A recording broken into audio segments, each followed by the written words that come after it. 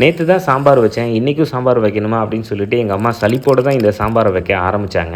என்ன ரீசன்னு பார்த்தீங்கன்னா, இந்த குக்குடு கம்பெனி புதுசா லான்ச் பண்ண சாம்பார் மசாலாவ நமக்கு சென்ட் பண்ணியிருந்தாங்க.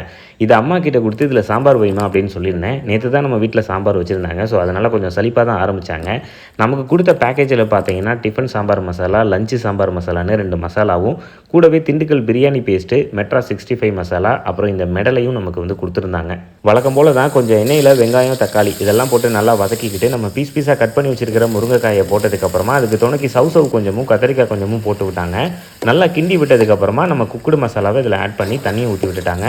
இப்போ நல்லா கொதிக்கும் போது வேக வச்ச பருப்பை வந்து இதில் மிக்ஸ் பண்ணிட்டாங்க. நல்லா கொதிச்சதுக்கப்புறமா கடைசியாக கடுகு, சோம்பு, கருவேப்பிலை இதெல்லாம் போட்டு தாளித்து விட்டுட்டாங்க. ஸோ சாம்பார் பார்த்தீங்கன்னா ரெடி ஆகிடுச்சு.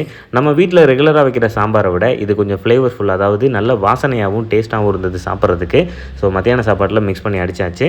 அடுத்து பார்த்தீங்கன்னா இந்த பிரியாணி பேஸ்ட் ஒன்று கொடுத்துருந்தாங்க. அதை வந்து ட்ரை பண்ணி பார்க்கணும். ஸோ இந்த மசாலா நீங்கள் ஆர்டர் பண்ணணும் அப்படின்னா அவங்களோட வெப்சைட்டில் நீங்கள் ஆர்டர் பண்ணிக்கலாம்.